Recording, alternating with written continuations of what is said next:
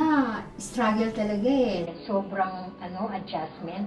Kasi kung saan kami naghahanap ng church na pagsisimbahan namin. At yung mga fellowship namin, ginagawa namin Sa bahay nila, Brother Joseph.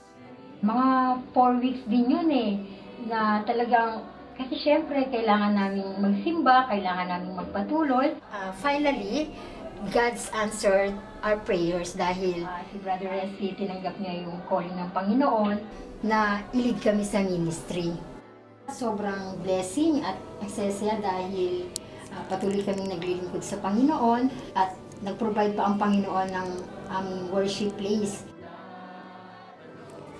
Nung pinakauna naming Friday sa ministry, nung nag-special number si Sister May, Touch Your People Once Again, ako po, as in, grabe yung buha ko.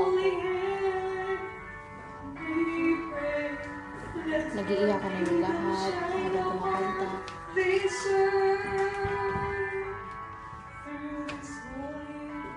Sobrang saya. Mixed emotions. Not for temporarity.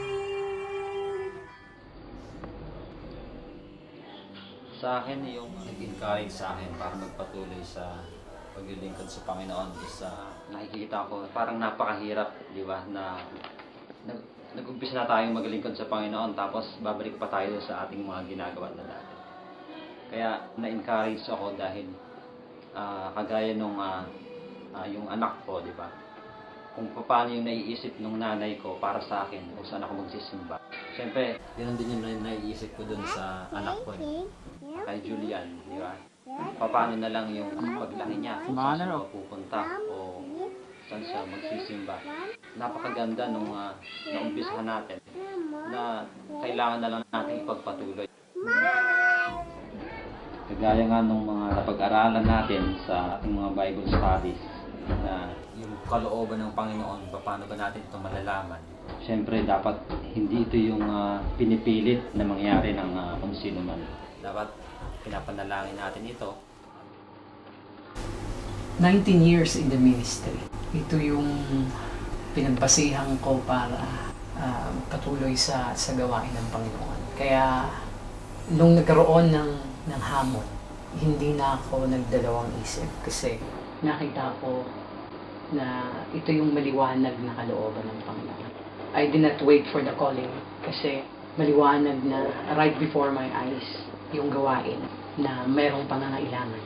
And I believe that time na kailangan ma-fill in yung tinatawag na pangangailangan ng Panginoon.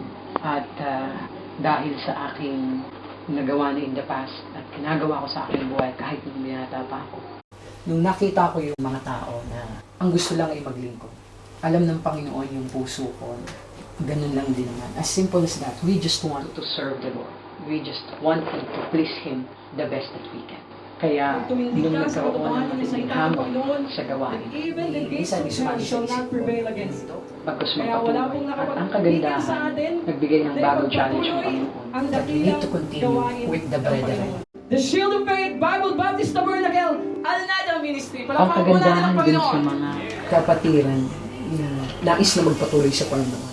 You can see actually their hearts. Alam mo at ramdam ko mismo ang pagnanais nilang makapaglingkod sa Panginoon. Nagkaroon kami ng tinatawag na pagsubok in the past, pero hindi naging hadlang yun for us to continue. Kasi alam namin na may higher purpose. Kaya kahit mahirap, hindi ganun kadali, with the help of these people na ang Panginoon mismo ang nagbigay din, nagsimula ang gawain. In 5 years time, I'm excited doon sa gagawin ng Panginoon sa buhay ng mga kapatiran nagpatuloy sa gawain sa ministry. That they are just willing to sacrifice their time, their treasure, their talents, just to serve the King of Kings and the Lord of Lords. Hindi ko kayang pangunahan ng Panginoon. Hindi ko iniisip na in this short period of time, ganun na kagad ang mangyayari sa amin. Ang sa akin lang, mamumuhay ako sa araw-araw ng biyaya. Sa biyaya ng Panginoon, we can still continue, we can grow each other, and by His grace alone, we can finish the race dito sa kabaran.